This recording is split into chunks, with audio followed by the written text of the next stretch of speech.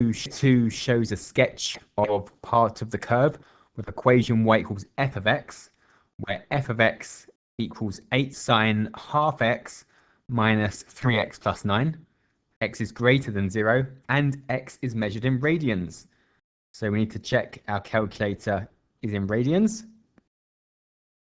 Using calculus, so differentiation or integration, and the sketch in figure 2, find the x-coordinate of P, giving your answer to 3 significant figures.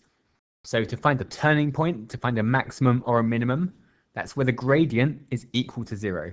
So we're going to differentiate and then make it equal to 0. And it says using the sketch, and the reason it says that is so we can look at which one we want. So it's not the first turning point or the second turning point, it's the third turning point we want. So we want the third answer when we solve our dy dx equals 0. So let's just differentiate first. So we're going to differentiate this. F of x, we'll write f dash x. 8 sine half x. When we differentiate sine, it goes to cos, and then we times by the bracket differentiated. So the bracket is half x, that differentiated is half, so we're going to multiply by a half. 8 times a half is 4, and sine goes to cos, so it's 4 cos half x. We've got minus 3x, that differentiates to give minus 3, and the 9 disappears. So that's our gradient function. To find out where it's equal to 0, we can just set it equal to 0. So 4 cos half x minus 3 equals 0. Now we're solving this equation, so plus 3 to both sides and divide by 4. So cos half x is going to be 3/4. So we'll shift cos and get half x equals. So shift cos 3/4. So our first answer is 0.723. We don't want that one. Our second answer will be 2 pi minus the first answer. We don't want that one either. We want our third answer, which is 2 pi added on to the first answer, because the sine and the cos graph repeat every 360 degrees or every 2 pi. So the third answer is 2 pi more than the first answer. That's 7.01. So there's a second answer, which we didn't bother to work out, and a third answer, 7.01. That's half x. We're only interested in the third answer, and to go from half x to x, we double it. So multiply it by 2, 14.0.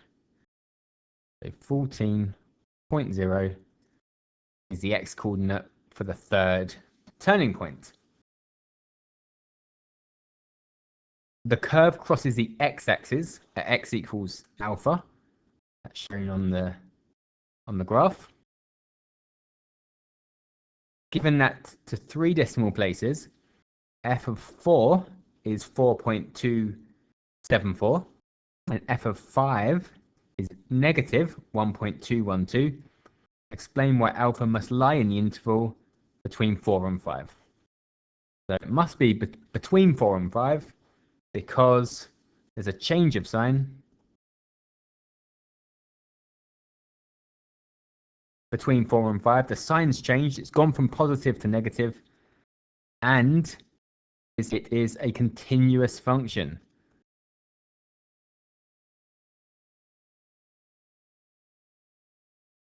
There's no break in between them. There's no asymptote or anything like that. It's just the curve continues between 4 and 5.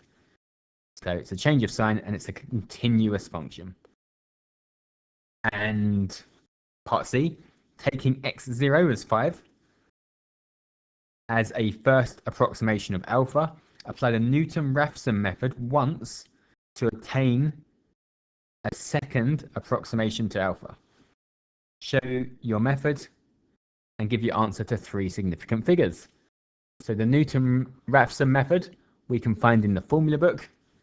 So it's xn plus 1 is equal to xn minus f of xn minus f dash of xn.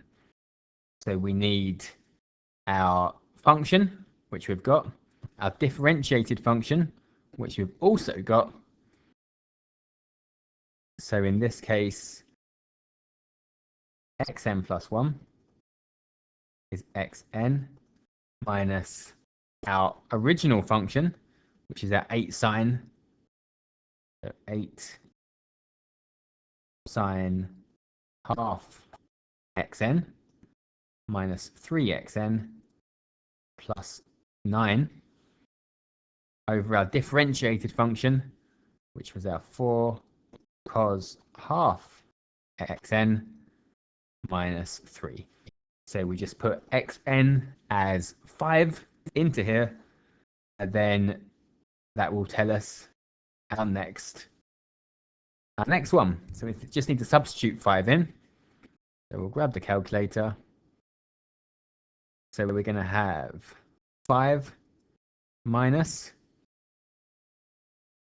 8 sine, and then half of 5, and we're just going to write 2.5, minus 3 5s plus 9 over 4 cos 2.5, half of 5 again, minus 3. So that we get 4.80.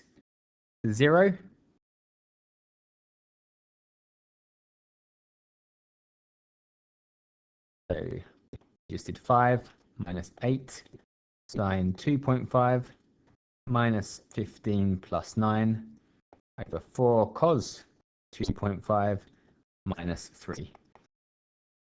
And it was 4.80.